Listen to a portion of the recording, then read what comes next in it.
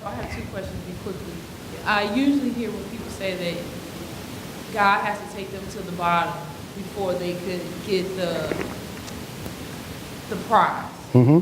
You know, like, you know, you got to go through all of this to get. Now, is that? I guess I don't necessarily feel like that's true. It's just always like a thin line because, like, I know your obedience is being tested, and that could be through various things happening. So it doesn't. You don't always have to go through the struggle to get there. Like, I mean, I know we have victory, but it's like sometimes you always hear people saying, like, you know, God tested my faith, my obedience, and AKA that was a challenge that happened, and you thought it was the bottom, but it was really God taking you from the pit to the palace. So, I mean, if you could just speak on it, like, it doesn't have to happen that way. It doesn't. Yeah, people, we said, and that's really only a lack of knowledge. Because when I was talking about temptation, James talks about, let no man say when he is tempted, tested, or tried, that I'm tempted, tested, or tried of God. God does not tempt no man with evil.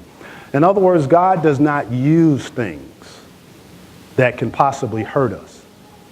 You know, God does not put us in the valley.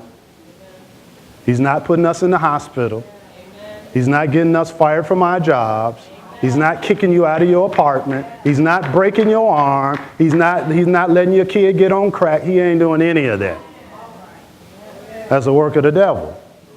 Or sometimes the devil, satanic influence, but sometimes just bad decisions. So that's totally incorrect. There's no scripture foundation. And I know we hear a lot of people saying that, you know, God brought me all the way down here to lift me up. He ain't got to do all that. You know, if we had certain knowledges of things and made certain decisions, we wouldn't have to go through all of that. Now, as far as what God does do, when people say God is testing, he ain't testing with evil. He tests our obedience. And what we mean by that is there has to be an instruction.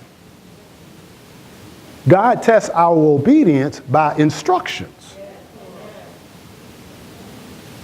That's what he does. He tests his obedience. Abraham, take your only begotten son unto the mountain that I'll tell you of. And the scripture says God tested Abraham. It was with obedience, with an instruction.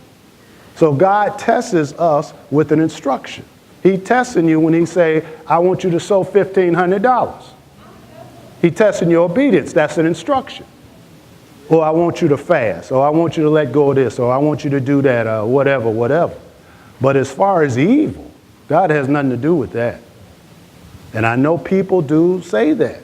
You know, God brought me down so he can bring me up and all of that other kind of stuff. There is no scriptural foundation on none of that. You know. Now, as far as when our faith is being tried, once again, that still is not God. That's just the enemy. When you're in faith, that's why in James it says, "Count it all joy when we fall into various temptations." You know, knowing this, that the trying of our faith now hires patience. So, in other words, when you are truly in faith for something, and then when the pressure seems like it's coming, instead of you surrendering and getting sad, he said, count it all joy. Because because when you're truly in faith for something, now sometimes we ain't in faith yet, but when you're really in faith for something, count it all joy when those temptations, when those pressures come, because what faith is going to do is going to hire patience. That's going to cause you to be able to stand, and the pressure ain't going to touch you. And the next step of that is the manifestation of what your faith was. You know, so now as far as God, even in that, God is not doing that. That's the enemy trying to do that. But you counted joy when you're really in faith. Now, if you ain't in faith, that is still the devil trying to kill you. It's not God. Okay, so that's very important. And she made a good question, because you have a lot of Christians in churches who do believe that. You know, God had to put me through this and put me through that, you know, so that I can come up higher. Or we even say some things like, you know, God, he didn't give you this job because he knew the other one was going to be better. See, we can make up all sorts of stuff.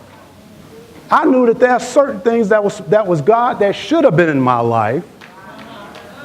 But because I held on in faith, God made it up. I still should have had it. See, so we make up a lot of religious things, and we make them up because we don't have the knowledge of it. Because it makes sense to us. It makes us feel good, because we want to feel good sometimes of why some things going on instead of just the truth.